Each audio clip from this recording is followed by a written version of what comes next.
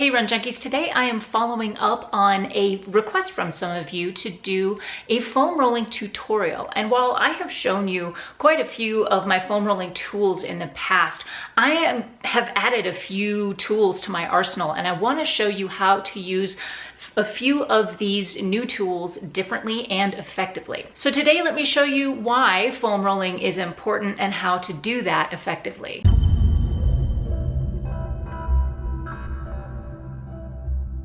Remember guys, I am not a coach, a physical therapist, or a doctor, so if you have any concerns about anything I'm going to show you in this video, please check with a professional before beginning any routine. Now, many times we think of doing our foam rolling after a workout. We don't often think that we can actually do this before a workout as well.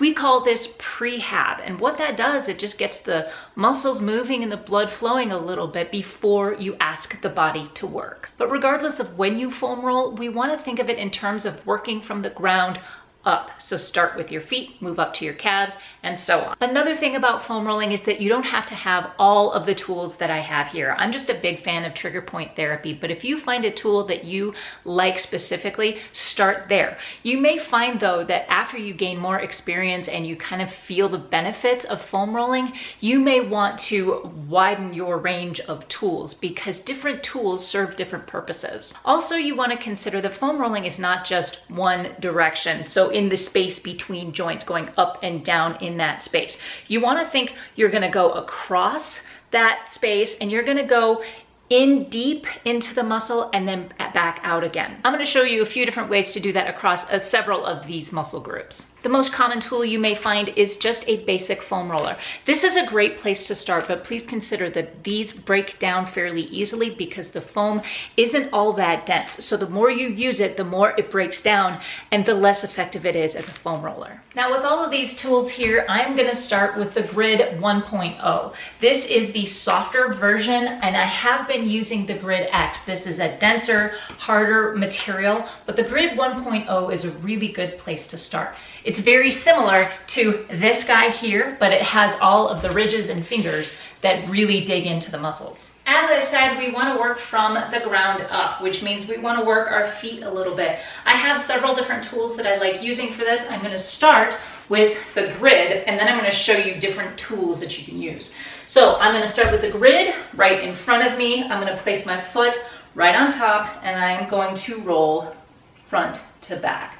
So just from the balls of my feet to the meaty part of my heel bone there. In addition to the back and forth motion like this, I may also flex and point my toes like so. I hope you guys can see that.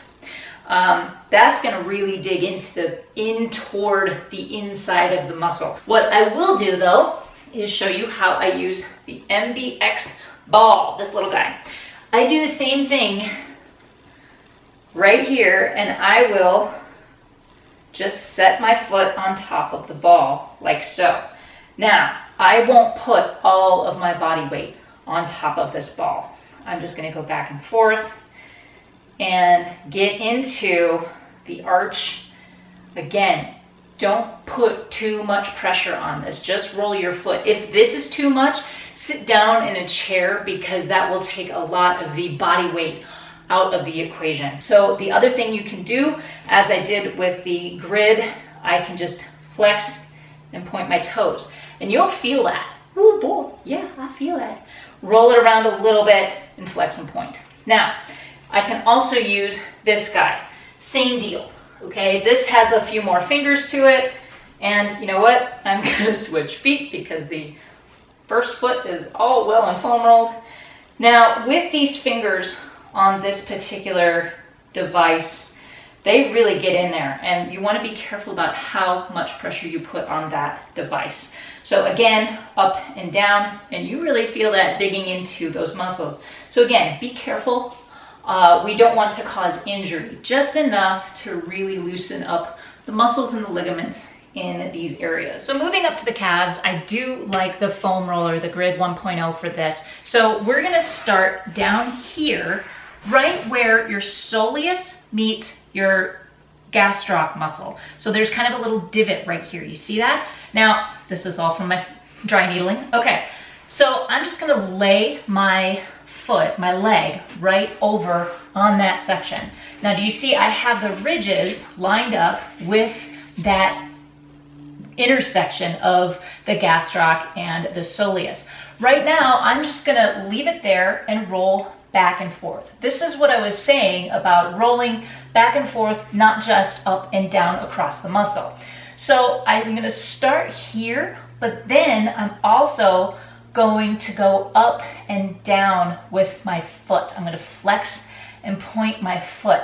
What that's doing, and I also like to roll my feet too. I kind of do that automatically, I don't even think about it. So rolling your feet or circling your feet really digs into those muscles. So I like to just move around on that calf muscle just at that intersection of those two muscles.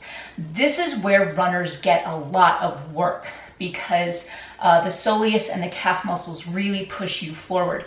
Now, if this isn't enough pressure for you, I'm actually pushing down pretty hard on my leg. I'm trying to really force that in there. You can also cross one leg over and do the same thing using the body weight of that one leg to kind of give yourself a little bit more dig. Or if that's still not enough for you, just lift your hips off the ground and do the same thing. Now, if that's not enough for you, with the Grid 1.0, it's time to move up to that guy, okay? So that is moving the calf back and forth, really digging into that muscle. Now, once I've done that, I like to go up and down and do this same thing. So I will work from just above that Achilles tendon, right where that gastroc starts, and I will move all the way up to about here. So I'm just gonna go up and down, nice and easy, until I feel that everything is starting to loosen up a little bit. Now, with my calf trouble right now, I want to be very careful about what I'm actually foam rolling. So I'm just gonna go up and down, and as you can see, I'm also tilting my calf from side to side. So I'm just kind of working all of that tissue in there, all right?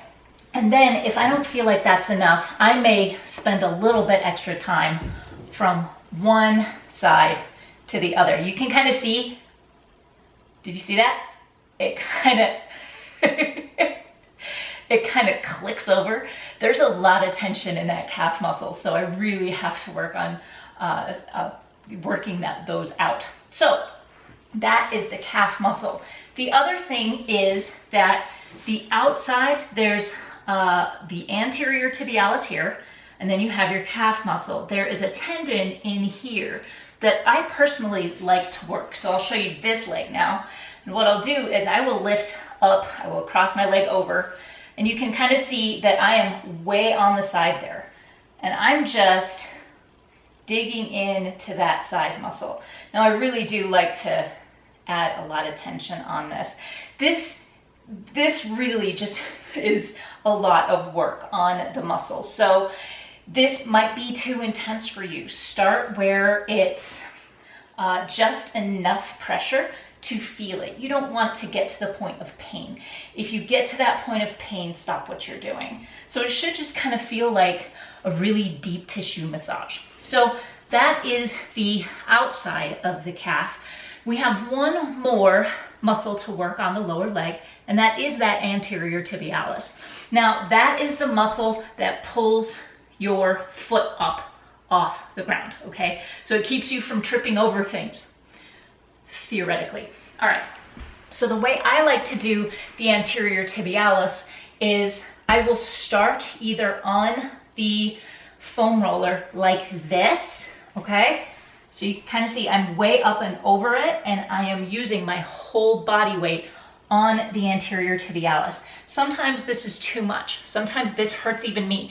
Now I want to show you, this is about as far down as I'm going to go. If that's too much, I can always take the stick or a ball. Now I do like the stick for this quite a bit because the stick helps you get across that muscle like I was showing you before. So I'll take this stick. If you have another stick, it works just as well. But I like to take the stick and just work across the muscle up and down. This is a much more intense foam roll, much more intense therapy. So I actually find that this is harder than getting up over the grid. Now, if I were to use that, it would be even more intense than what I'm doing now. So the next thing I want to work is the quadricep muscles. Now, these are all of the big muscles that are on top of the leg here. I am going to use the 1.0, the grid 1.0 for this particular exercise. Sometimes if I'm feeling really, really loose, I'll use the grid X for that. Today, not so much. So what I'm gonna do is I'm actually gonna lay on top of this like so, and I'm really gonna dig in to these top muscles. You can see I'm really digging in there, and I will sometimes put one knee down on this side. You can't quite see that, but other times I will actually get that leg up and over so I can dig into those muscles even more. Now, if this isn't enough, you can also find a 9-year-old to sit on your legs. Like this, okay? And you just roll back and forth. Yep, there it is. And if he's really cooperative, ew, whoa! You feel that? But sometimes that's really hardcore. So if you really want to get all of these muscles, start on this top muscle here. This is where your hip flexor meets that quadricep muscle. And that is what gets the tightest for a lot of runners. Now, for me, this is what I need the most work on. I'm going to show you actually the other side as well, so you can kind of see what I'm doing on that back side. So I'm getting that quadricep right over, you can see I'm getting the quadricep right over the foam roller. I'm putting one knee down. And this right here is really all I need. I mean, having my kids sit on me, that's one thing. But this right here is a lot, there's a lot of tension in there. When you feel a little bit of a knot or something that's going on in there, just spend some time digging in there and let that tension release. So with this one, I also feel it on these outside muscles too.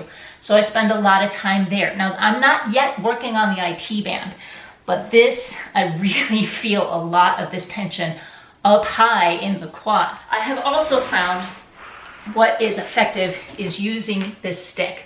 Now, as you could see with the quadriceps, you can roll up and down. And there's one more thing I want to show you with that, but with the stick, you can actually really dig in there and go side to side like this. So what I like to do is just really get in there, and you can see like the muscles are so crunchy in there that it's, you can almost see the popping back and forth. So really I just work the stick up and down and across and back and forth, and you can just see how much I can get in there. The drawback to the stick though is that you can only dig as deep as you are strong in your upper body. When you're using the grid like I was showing you and allowing your whole body weight to rest on the foam roller, you're gonna get a deeper therapy for that. So it's going to be a deeper massage. It's going to get into the muscles a little deeper. So, but if you can't quite get all the way to that point, start with a stick and really dig in. I also like to use the stick on this groin muscle here because that's hard to get to on a foam roller. And the groin muscles are surprisingly tight, and they are not as well developed on a lot of runners as they probably should be. All of these tiny little muscles that we use really need to be well developed in terms of our balance and stability. When we have weak hips and weak groin muscles, we end up with knee problems. So I use the stick on this groin muscle every once in a while. It's typically not a big deal for me, but there's one more thing I want to show you with the grid on the quad muscle, and that is the depth of the muscle. So what I'll do, and I'm just going to do this in one section, but I will spend half an hour just on my quads. So I will put all of my weight on one quadricep. Now I found a little crunchy spot in there. Okay, I can basically go right to them. What I'm going to do is flex and point my leg. Yeah, give me a minute. This really gets in there, guys. Okay, if you're trying this, You know exactly what I'm thinking right now. I can barely get out a coherent thought. Sorry. So that is another way to really dig into those muscles. That's the quadriceps. Now, before I move on to the hamstrings, I want to show you one more, and that is your IT band. Your IT bands are some of the tightest ligaments in your legs. And there is a big white band that works from your knee joint all the way up to the top of your hip. So what we want to do is really dig in there. This is the intersection between that that side quadricep, lateral quadricep, and the hamstring. So just like I did with the ligaments down the side, I'm going to do the same thing up here. And this is my IT band, my iliotibial band.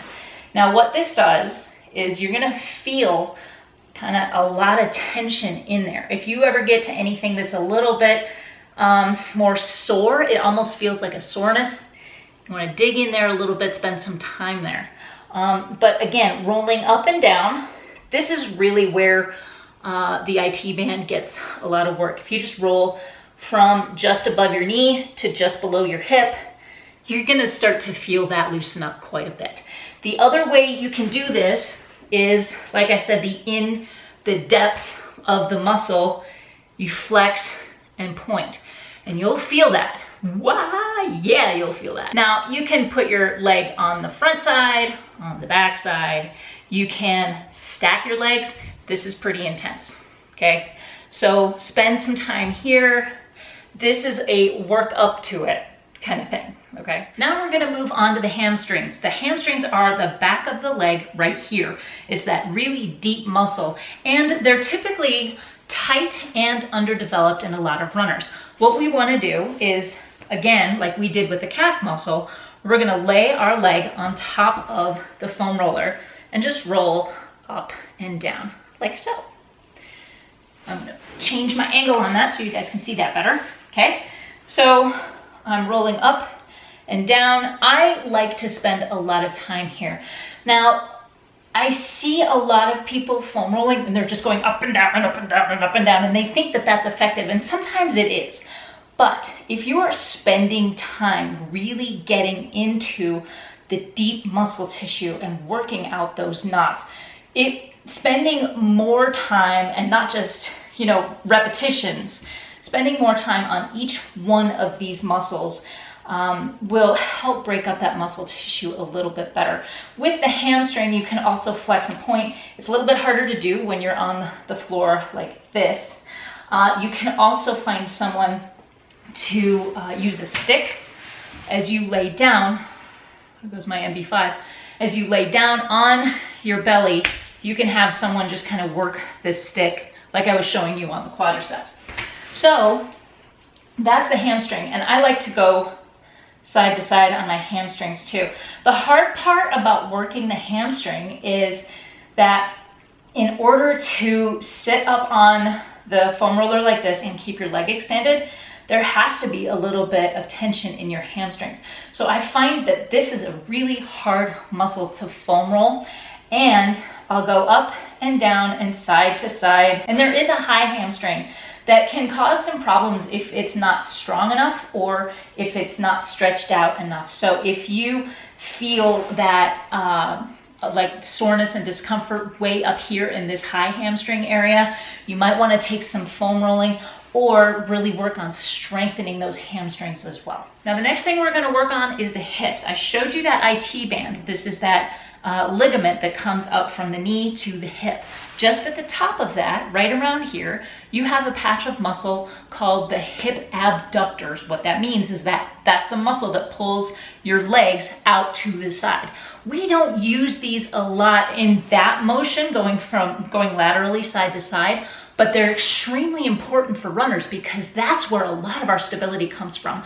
Our hips and our glutes, if they're strong, we will be much more efficient runners. So if we are working our hips properly and running properly, they're gonna get tight, and we want to make sure they're nice and loose so they're stable.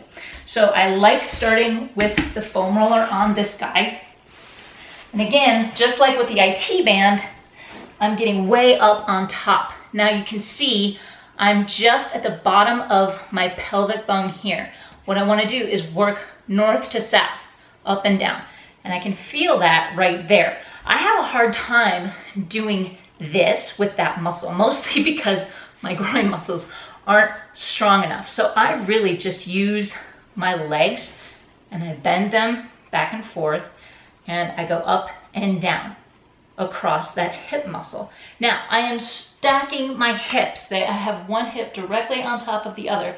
Then I'm gonna roll back and forth. It's not a big move.